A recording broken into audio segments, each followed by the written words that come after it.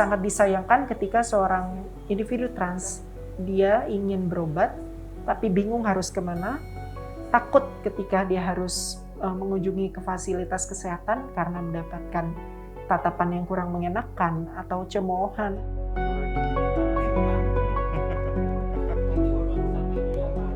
Kita tidak menjadikan bahwa kita harus diperlakukan secara khusus, tidak. Terimalah waria itu apa adanya, sama dengan orang lain. Giliran kita misalkan kita harus bayar, ya kita bayar. Walaupun misalkan ada perubahan-perubahan di dalam struktur tubuhnya si pasien tersebut, ya udah nggak jadi masalah gitu. Tetapi yang harus dilayani adalah permasalahan kesehatannya gitu loh.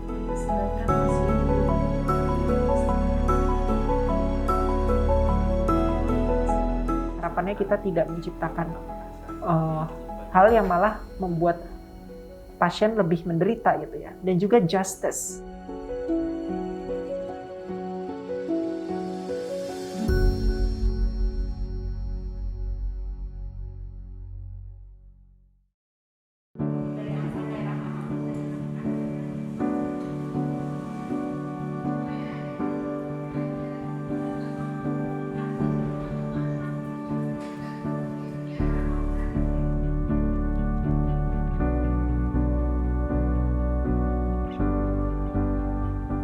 Nama saya Allegra Walter, saya adalah seorang dokter umum dan juga aktivis untuk minoritas gender dan seksual di Indonesia.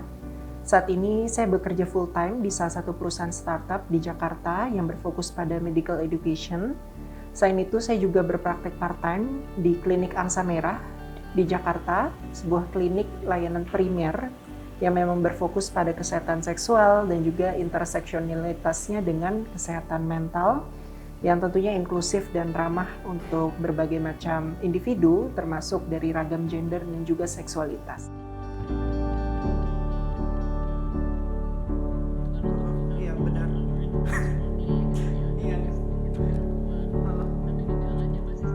Konsep masalah yang dialami dari komunitas transgender, terutama dalam konteks Indonesia, yang paling utama adalah patologisasi. Jadi identitas teman-teman trans ini yang berbeda dianggap sesuatu yang patologis, sehingga ada berbagai macam usaha dari pemerintah ataupun dari tenaga medis, tenaga kesehatan, dan elemen-elemen sosial lainnya yang berusaha mengubah identitas gender maupun ekspresi gender dari individu tersebut.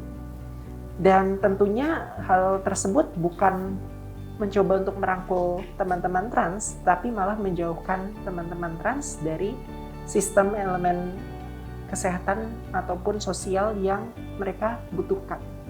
Itu yang pertama.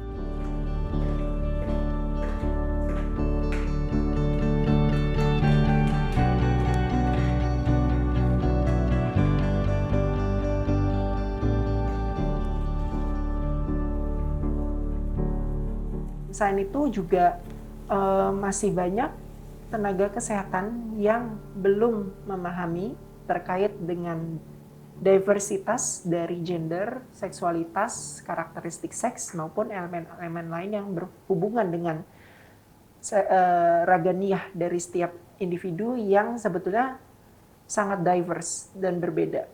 Dan di sini sangat rentan untuk teman-teman transgender bertemu dengan tenaga kesehatan yang tidak memahami kebutuhannya.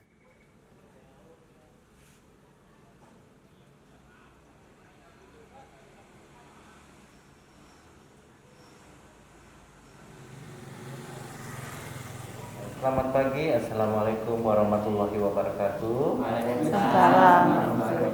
Salam sejahtera untuk kita semua. Pertama, saya ucapkan terima kasih atas kedatangan Dr. Allegra, kemudian juga Mr. Ben yang jauh-jauh dari Australia bisa menyempatkan diri ke sana, dan juga teman-teman dari Yayasan Sri Kandi Sejati. Silakan Dr. Allegra, mungkin Dr. Aja sebagai pembuka.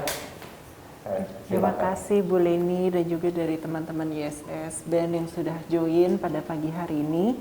Sebetulnya aku percaya setiap pekerjaan, setiap profesi itu penting, dan asalkan kita suka, kita nyaman, kita enjoy. Pernah ke layanan, tapi itu memang apa maksudnya dari saya sendiri yang di Sigma, karena aku kan berpakaian, mungkin pakaian saya seronok, jadi yang orang-orang yang berobat itu mungkin diskriminasi saya gara-gara mungkin pakaian saya ya dengan seronok begitu. Kalau Itu seperti apa Kak diskriminasinya, atau ada hal-hal di olok-olok katanya ada bencong. itu baru pertama masuk Di layanan itu ya, Oke. masuk di layanan. Setelah masuk di layanan ada lagi hal-hal yang mungkin terima oleh Kakak, perlakuan yang kurang mengenakan gitu seperti apa? Ya kayak office boy-nya itu yang bersih-bersih puskesmas itu sering juga itu kitanya. Sigma kayaknya. Belum mah, ini masih Kayak pendaftaran itu lihatin dia sakit itu. sering KTP-nya mana. Ini kok laki-laki pakainya begini. Begitu doang. Oke, itu lebih sakit apa Kak waktu itu sebenarnya? Ya. Yang sederhananya pada saat itu. Meriang panas dingin begitu. Untuk waktu ke layanan itu memeriksakan GMS saya. Mas Budi.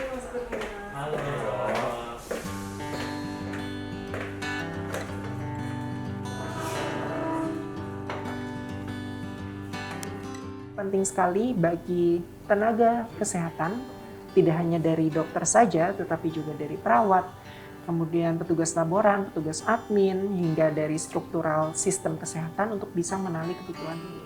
Setiap pasien tentu punya kebutuhan yang berbeda. Ada pasien jantung, kebutuhannya ini, dan juga pasien transgender ada kebutuhannya, di mana dia perlu diafirmasi gendernya agar merasa nyaman untuk mengakses layanan kesehatan. Dan kita tahu banyak sekali diskriminasi yang dialami oleh komunitas transgender sehingga sulit mencapai pendidikan tertentu atau pekerjaan-pekerjaan formal yang bisa menghasilkan penghasilan lebih untuk bisa mengakses layanan kesehatan tersebut. Sehat. Silakan, terima kasih. Kali bisa dibantu.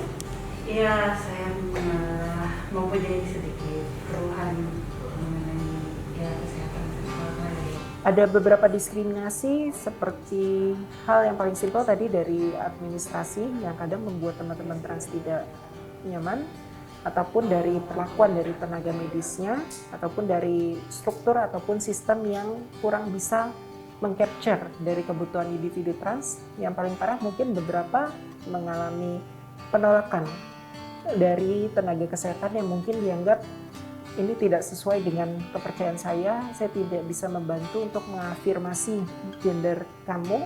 Dan mungkin yang paling parah adalah ketika seorang individu trans itu juga harus mengalami pelecehan ketika mengakses layanan kesehatan, meskipun bukan oleh tenaga kesehatan yang bertugas, tetapi oleh petugas lain yang ada di fasilitas kesehatan tersebut.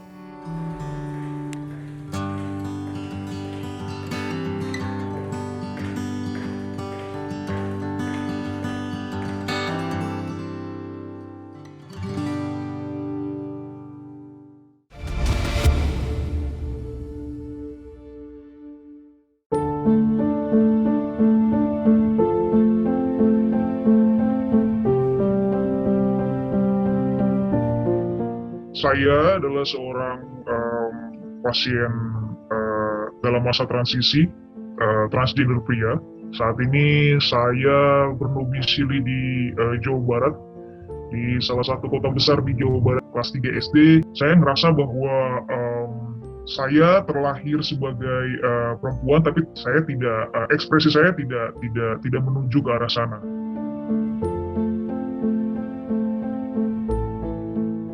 Akhirnya saya mencoba memberanikan diri 2021 kemarin. Saya coba mendatangi salah satu rumah sakit. Saya itu juga cari informasi sendiri gitu kan. Saya mendatangi salah satu rumah sakit di Jawa Barat, rumah sakit besar gitu kan. Cuman yang agak saya bikin kecewa adalah setelah proses yang panjang gitu kan, dan pasti memakan waktu dan biaya juga untuk treatment medis gitu, adalah pada saat beliau memberikan statement bahwa jikalau memang tes kromosom saya adalah normal, yang which is itu XY, beliau bilang bahwa mohon maaf, beliau tidak bisa melanjutkan treatment ini. Di situ saya merasa ya dunia saya runtuh lagi. Saya sudah menjalani proses sepanjang ini, tiba-tiba dari saya sih, saya merasanya kenapa ada penolakan dari medis juga. Ketika saya tanyakan gitu kan alasannya kenapa, ya beliau hanya bilang bahwa this is against what I believe.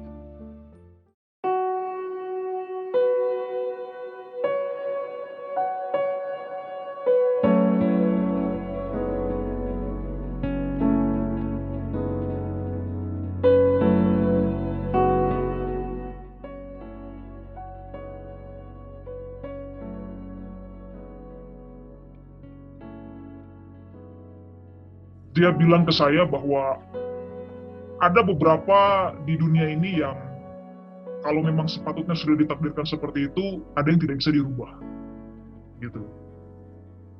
Saya di situ merasa hancur, gitu. Karena ketika saya datang ke suatu lembaga medis, saya sudah mengeluarkan uang, saya sudah menyediakan waktu, saya sudah bersedia untuk dites dari A sampai Z, gitu kan. Pada waktu itu saya marah, ya semua campur lah feeling saya. Saya nggak butuh untuk dikhotbahi. Pada waktu itu saya tidak mau banyak arguing dengan tim kesehatan gitu kan. Saya langsung minta surat rujukan untuk saya melakukan tes kromosom pada waktu itu gitu kan.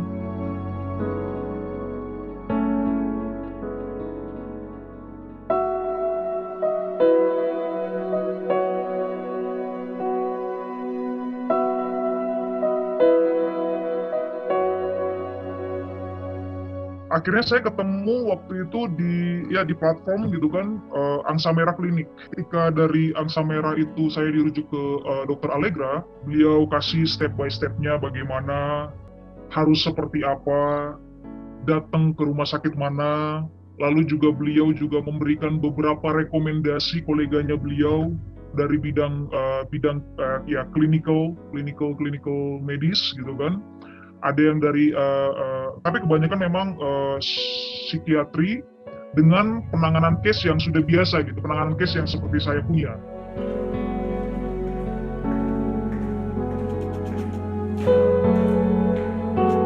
Pasien saya kira-kira berapa ya? Untuk pasien Allegra sendiri itu di jam 4 1 jam sama nanti di jam 5 ya mungkin. Di sini menjadi penting untuk kita mendepatologisasi identitas gender yang berbeda tadi, sehingga kalau kita memiliki pemahaman yang demikian, tentunya kita akan membuat regulasi juga yang bisa memudahkan dan membantu teman-teman transgender untuk bisa mengakses pelayanan kesehatan yang sifatnya umum ataupun spesifik untuk teman-teman trans secara nyaman dan juga mereka merasa aman. Jadi mereka ketika mengakses layanan kesehatan harapannya tidak mendapatkan diskriminasi, tidak mendapatkan perlakuan yang tidak nyaman, mulai dari yang sifatnya verbal maupun non-verbal ya.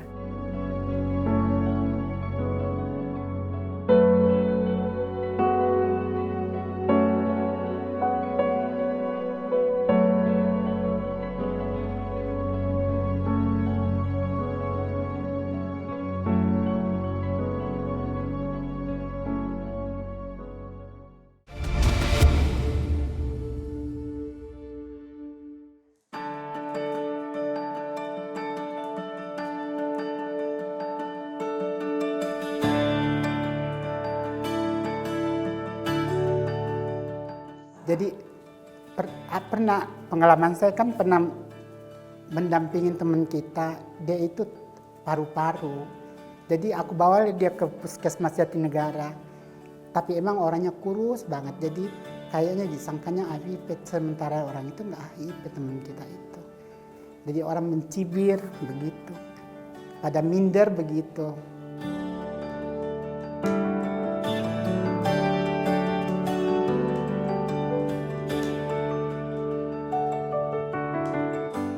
Untungnya ya saat ini ada Yayasan Sri Kandi ya. Jadi mereka kalau misalkan ada masalah tentang kesehatannya, dia minta didampingi oleh staf lapangan kita. Walaupun dia tidak berkaitan dengan penyakit HIV, misalkan gitu. Ma dampingin dong saya batuk pilek nih gitu. Jadi kalau berangkat sendiri itu agak-agak risih gitu ya. Tetapi dengan didampingi oleh staf lapangan kita di wilayahnya itu mereka lebih nyaman.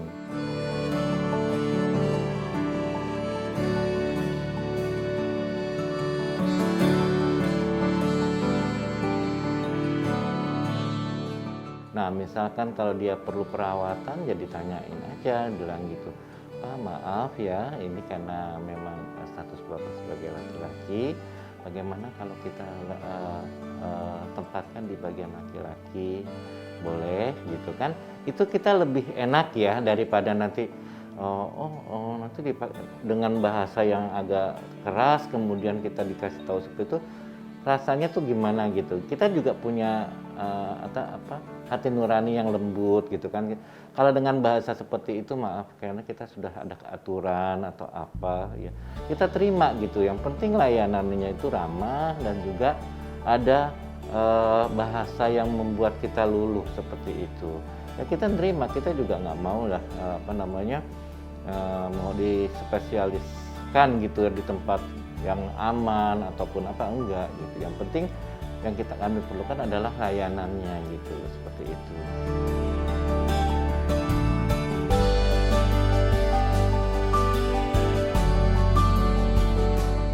Nah kemudian di tahun 2002 ada dari Departemen Kesehatan mengadakan survei tentang kesehatan infeksi menular seksual dan hasilnya 32% waria pernah mengalami penyakit infeksi seksual, infeksi menular seksual. Akhirnya dari situlah waktu itu kan FHI ya, ASA mengajak kita untuk bermitra agar Yayasan Skandi mendampingi teman-teman waria di DKI Jakarta. Nah dari situlah kita fokus terhadap kesehatan teman-teman waria. Sekarang kita bisa diskusi untuk topik-topik yang bisa berhubungan dengan teman-teman transgender, bisa juga topik yang lain, mau nanya tentang vaksin, tentang COVID, atau lagi batuk pilek, badannya nggak enak, itu juga boleh ya. Terus mungkin kalau mau nanya soal penyakit-penyakit umum, diabetes, darah tinggi, pernah nggak kalau misalnya ada yang dicek ternyata tensi saya tinggi, itu kan juga kita bisa diskusikan di sini.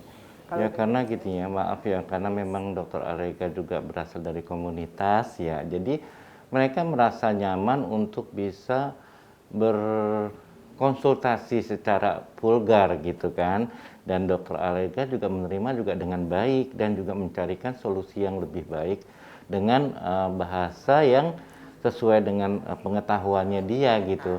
Jadi teman-teman sebenarnya kalau di transgender itu mereka kalau istilahnya berbicara atau diskusi dengan sebaya itu bisa lebih terbuka daripada di luar komunitas seperti itu. Sehingga keluhan-keluhan yang mereka alami itu bisa dikeluarkan pada waktu diskusi tersebut gitu loh.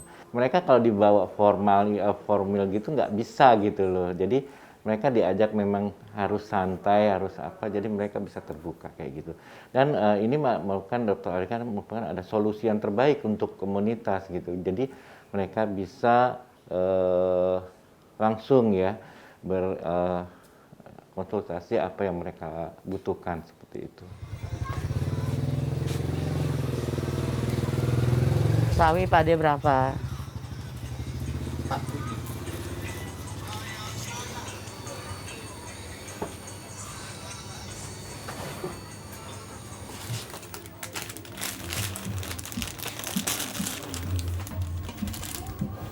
Ketika berbicara untuk mengencourage perkembangan dari sistem yang ada, kemudian juga sumber daya, penting untuk kita mengempower komunitas juga. Di sini saya melihat banyak sekali individu-individu transgender, gender minority lainnya, sexual minority ataupun minoritas-minoritas lainnya yang memiliki kompetensi yang sangat luar biasa untuk bisa berkembang gitu ya. Di sini peran saya dalam organisasi mungkin lebih ke arah advokasi dan juga edukasi terkait keberagaman tersebut. Di mana sebetulnya organisasi yang sifatnya akar rumput ataupun grassroots mereka perlu mendapatkan support dari berbagai macam lapisan, terutama dari pemerintah, swasta, dan juga stakeholders lainnya. Terima kasih banyak Mas Yudi, Richel, dan Ibu Misna yang sudah kita menyempatkan waktu untuk siang hari ini meeting bareng. Jadi kita mau diskusi soal beberapa proyek ke depannya ya untuk teman-teman trans ya khususnya ya. Terakhir advokasi di mana saya menjadi salah satu board advisor yaitu di organisasi Suara Kita.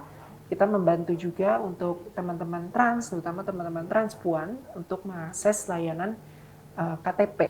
Dan kita bisa pahami ya bahwa KTP itu sangat penting untuk seseorang bisa mengakses pekerjaan, pendidikan, ataupun layanan kesehatan seperti vaksinasi, ataupun BPJS, kartu BPJS. Dan di sini penting tidak hanya tanggung jawab dari komunitas saja, ataupun organisasi saja, ataupun individu-individu yang dimarginalisasi ini, tetapi tanggung jawab kita sebagai masyarakat yang utuh untuk bisa saling membantu satu sama lain.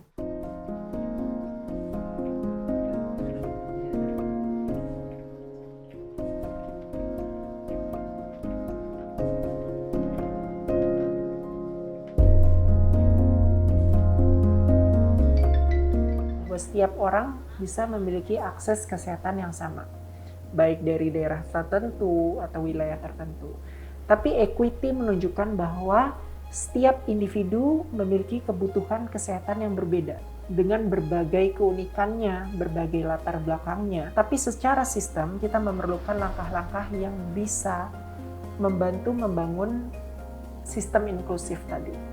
Dengan menghapuskan berbagai diskriminasi yang sifatnya sosial ataupun dari segi kesehatan maupun dimensi lainnya dalam hidup.